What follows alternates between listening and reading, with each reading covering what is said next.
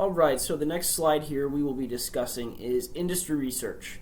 Some of the topics that we'll be discussing will be the entry barriers and the process of how those are and how that's decided, and then the bargaining power of suppliers, the bargaining power of buyers, and the internal rivalry within the industry. So obviously there is a lot of competition within this industry, but the thing that I think is very overlooked in this industry is that this is a transportation industry. American Airlines is within the airline industry, but that airline industry also is umbrellaed by the transportation industry.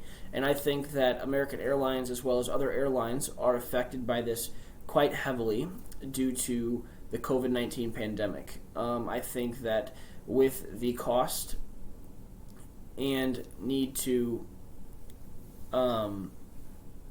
save money in this pandemic, that a lot of consumers and even suppliers are reluctant to approach the airline industry, as they know that it's more expensive, it's more of a superior product. But with that said, American Airlines and other airline companies also have to find ways to be creative and source sanitation products and do things from an ethical standpoint still, as they've talked about, while saving money. And that's a very difficult thing to do, but I think that American Airlines has been very creative in their strategy on how to do that. And I think that as regulations will lift, American will return back to the strong company that they are. So as we transition from internal rivalry to entry barriers, I think that the entry barrier aspect of this is actually on American's side, as well as other airlines' sides as well. I would say that the airline industry is a very competitive but very costly industry to enter. Looking at that from a perspective of the fleet that would have to be purchased, the fuel, and the operating costs that would have to be sourced on a daily, hourly, and minute basis is very, very substantial. I think that this is every airliner's greatest protection, is that the threat of entry is very low. I would be very shocked if we saw multiple companies attempting at entering this industry and being successful. The other thing that is a huge relevant part of this industry is the title and name behind your company. Me personally, I'm not going to go fly with a no-name airliner because I don't trust them. A big part of this, I think, is trust, and I think that the customers that American Airlines has retained is customers that do trust American, and that's also said for other airliners as well.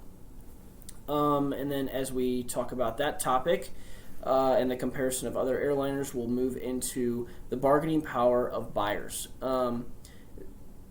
Today, in this day and age, technology, as we've talked about before, is literally at our fingertips. The opportunity for buyers to be able to source whatever information they need is sitting right there in their hands, ready to be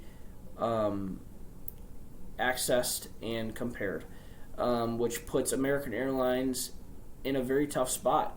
They have to be creative and innovative in ways to find new ways to reward customers with reward programs, maybe frequent flyer miles, these kind of things where these customers feel a little incentive to stay with American, opposed from source out other options, because they know that in the long run, if they fly enough and they stay with this company, they're actually going to make more money collectively from a customer standpoint, opposed from if they always are shopping around, then they're not going to have that reward from each company like they would like.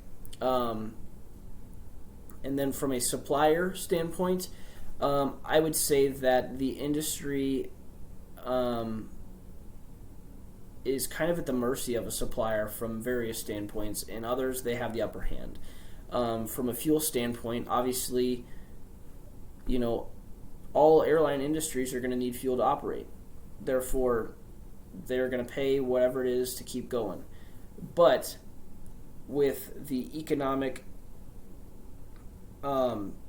transition of how things are shifting now with fuel and where that fuel is being sourced from, I believe that American and other companies have begun to source out other options for transportation fuel. And I think that with that said, that could be a huge shift onto how companies affect more efficiently and definitely cut back on costs.